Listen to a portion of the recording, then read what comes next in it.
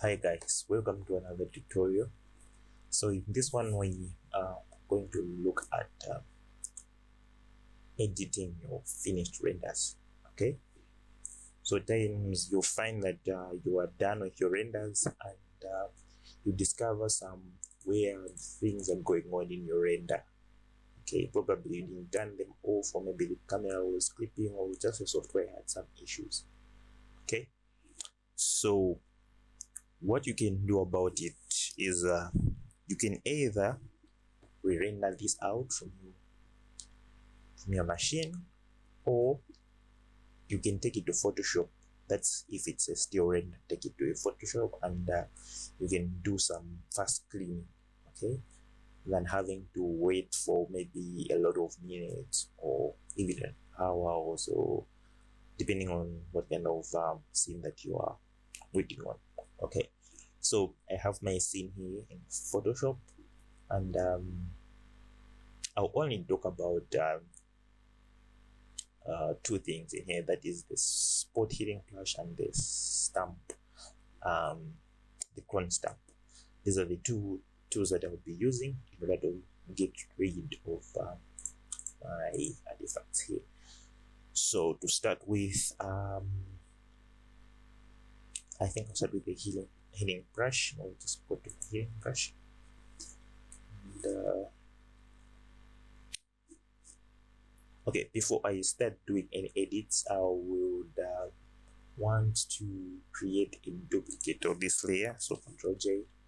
So I want all my edits to affect this first layer. Okay, so now I can start my editing. So I can just start dragging, yeah, on the, oh, that was my brush, not the healing brush. So just undo that with Control Z.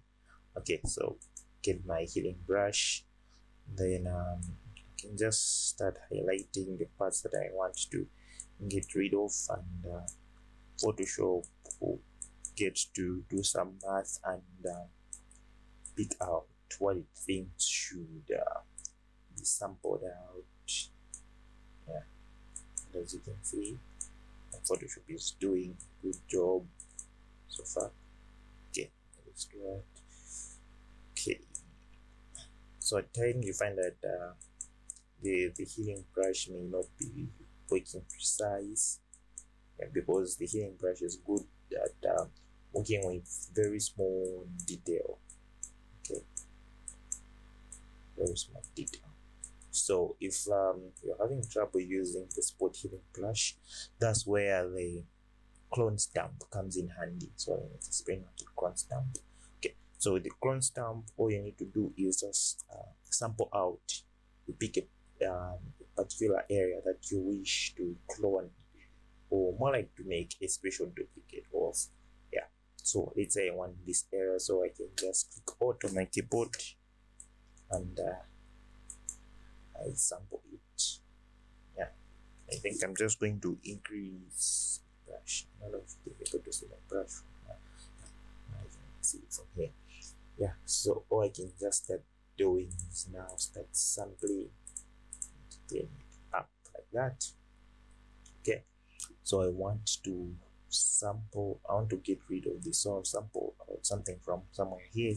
So hold Alt and click, then I can start my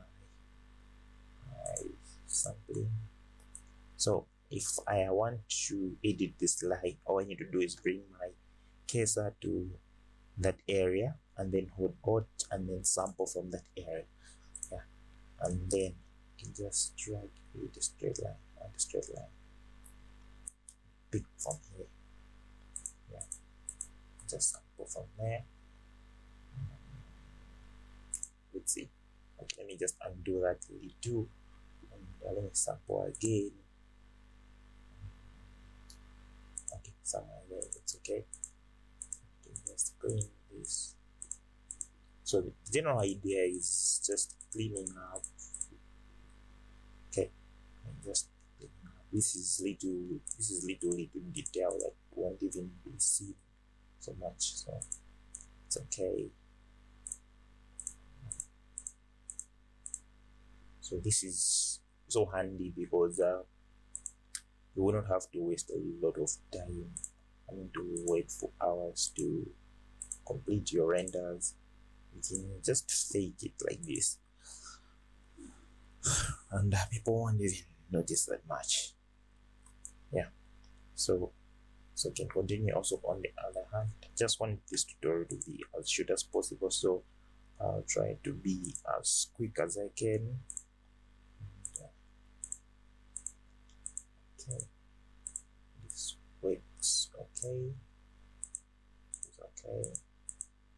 Okay, let me just reduce my brush a little bit.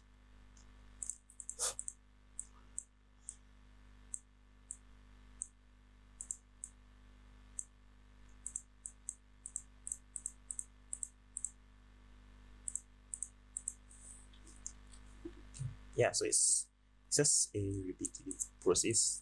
It's just that simple. You just have to start cleaning up. Just hold Alt, pick where you want to sample out from, and clean out.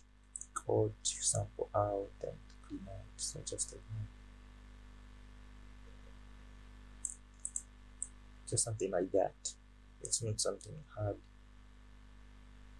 Okay. Okay. So let me pick from here. Let's get rid of that. Let's also get rid of that part. Let's get rid of this now. And put something from here. I hope you're able to see what's going on.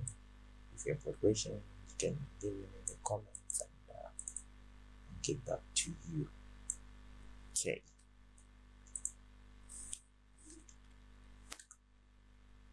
Yeah, so it's a pretty handy technique, especially if you're an architect or anybody, just anybody who does 3D.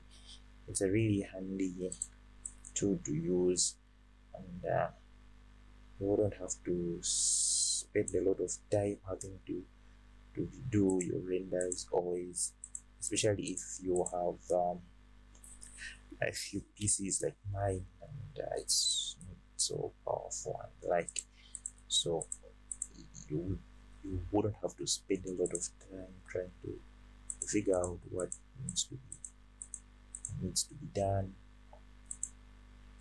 Yeah. Okay, I'm just trying to patch this one so it looks better. Let me zoom in. I think let me zoom in a little bit. Let me sample from here. Okay, let me sample from here.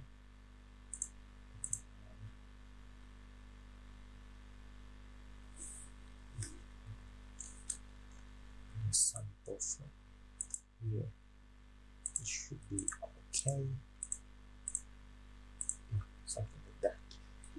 Okay, so you can try to clean this up a little, but just playing with your preferences. As you can see, I think this won't even be same that much. Let me try to get rid of this. Try to get rid of this. Trying to get rid of these tiny details. So if I zoom out, and you see what happened. So let me just bring this. So I can say this is our before and this is our after. This is our before and this is our after. Okay, so yeah, so that is pretty much it, guys. If you haven't yet learned how to use Photoshop, I would suggest you start learning Photoshop. Yeah, so I will see you on the next one, guys. Thank you so much for watching. Make sure to like and subscribe.